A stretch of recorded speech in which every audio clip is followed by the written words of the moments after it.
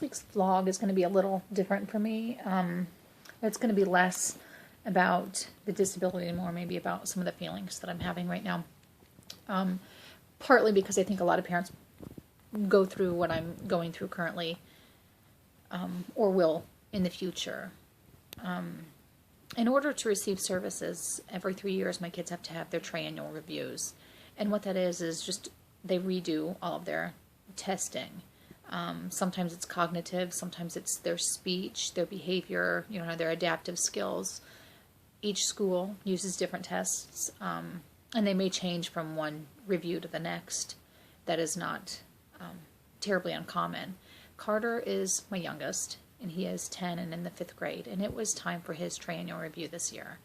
And the testing that they did was the normal testing that he's always had, but they also wanted to do some more in-depth cognitive testing for him. And he really struggles sometimes, primarily with his speech. He is still considered like a functionally nonverbal child, uses a Dynavox or an iPad to help communicate. He is very difficult to understand if you don't know him. So any unfamiliar listener would really struggle with having any sort of conversation, a verbal conversation, if you will, with Carter. And this has really slowed down some of his development. So when his psychologist contacted me and wanted to see if I would sign the release for her to do a cognitive evaluation, I was a little concerned. Not because I was going to love Carter any less, because clearly I wasn't. But because having any label and any disability is difficult. Carter's official diagnosis is classic autism, and that label is enough. Adding more diagnoses and more labels to this child, to me, is just makes life difficult. I understand that having the right diagnoses gives children the right services and it entitles them to things that they desperately, desperately need. And I support that 100%. So if he had 10 diagnoses and they were correct, then I would want that. I would advocate terribly hard for him to get those diagnoses. So I signed the paperwork and gave my consent for them to do his cognitive testing. And I just got the telephone call this morning from his psychologist, and I'm thrilled to share that he does not have any level of mental retardation. He is quite below average. He is not even nearly close to average, but he is still in the range of not having the official diagnosis of mental retardation,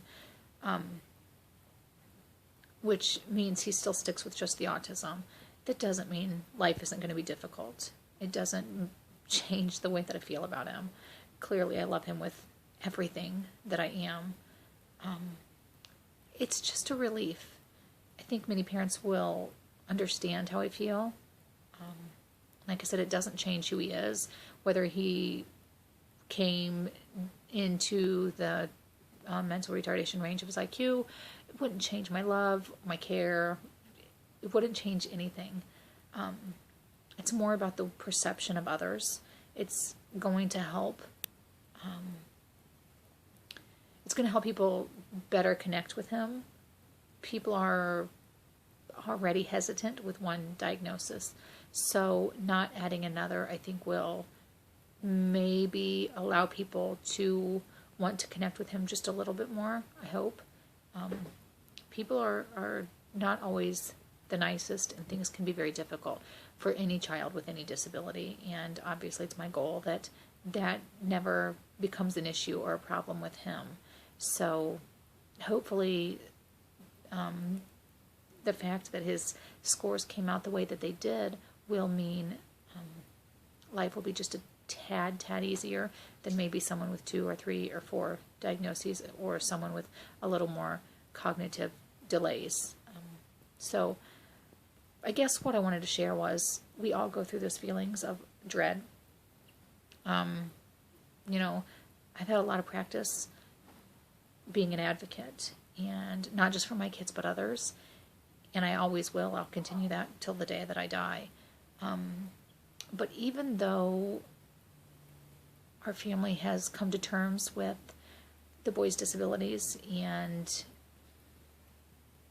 we're no longer going through the guilt and the anger and some of those stages that some parents and some families go through, it doesn't make any new possible diagnosis or the ability to test these kids and get different scores back, doesn't make it any easier for any of us. So just know that you're not alone. We all go through those feelings of dread and the gut feelings of what if. Doesn't make you bad parents. It just makes you human.